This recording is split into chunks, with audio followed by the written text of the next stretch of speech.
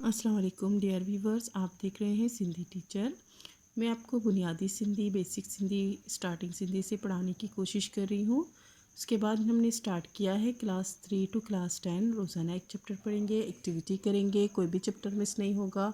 अगर आप स्टार्ट से पढ़ना चाहते हैं तो आप मेरे पिछले वीडियो में जाके पढ़ सकते हैं।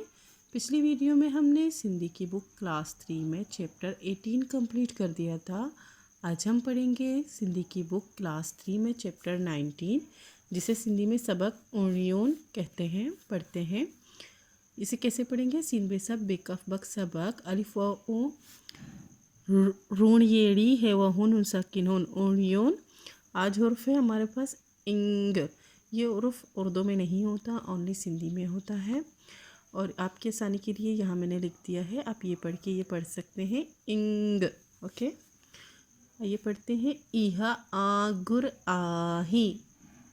उर्दू में कहेंगे ये उंगली है। ये देखिए ये उंगली है। इसे कैसे पढ़ेंगे? है ये ही अमज़ा ज़बर आ ही आ अलिमद आ इंग पेश ओ रेज़ेरी आंगुर अलिमद आ है ये ही आही इहा आगुर आही। ये उंगली है। इहो आगूठो आही। इसे कैसे पढ़ेंगे? है ये ही अमज़ा पेश ओ इहो अलिमद आ इंग पेश इंगुआ ओ ठवठो आंगूठो अलिमद आ है ये ही आही इहो आंगूठो आही। ये अंगूठा है। सिंधी में कहेंगे, उर्दू में कहेंगे ये अंगूठा है। इहो सिंग आही। इसे कैसे पढ़ेंगे? है ये ही अमज़ा पेश ओ इहो सिंजेर सी इंग पेश ओ सिंगो अलिमद आ है ये ही आही इहो सिंगो आही। ये जो बकरी के सर पे या जो बैल के सर पे सींग होता है, सिंग उसको कहते हैं सिंधी में। उर्दू में सींग कहेंगे, तो हम कहेंगे ये सींग है।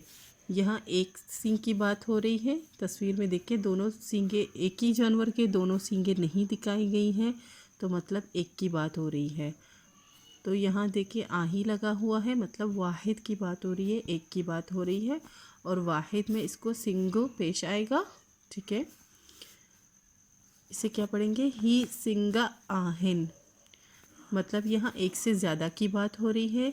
सिंग और सिंग में पेश और ज़बर का फ़र्क है, लेकिन आप आही और आहिन से फ़र्क महसूस कर सकते हैं कि यहाँ एक की बात हो रही है और यहाँ ज़्यादा की बात हो रही है। और तस्वीरों में एक ही जानवर के दो सींगे दिखाई गई हैं। इसे कैसे पढ़ेंगे? है ये ही सींजे सी ज़बर आ सिंगा अलिमद आ है नून हिन आहिन ही सिंगा आहिन, मतलब ये सींग हैं। उर्दू में भी जमा सींग ही होगा, लेकिन यहाँ आहिन लगा है तो वहाँ है ये नून गुन्ना लगेगा। कुछ एक्टिविटी करेंगे। इस तरफ जो हरूफ लिखे हैं ये उर्दू सिंधी में लिखे हुए हैं, इनके उर्दू में मायने लिखे हुए हैं। आंगुर का मतलब होता है उंगली, आंगूठों का मतलब होता है अंगूठा, सिंगों का मतलब सिंग होता है सींग, और सिंगा का मतलब भी सींग ही होता है।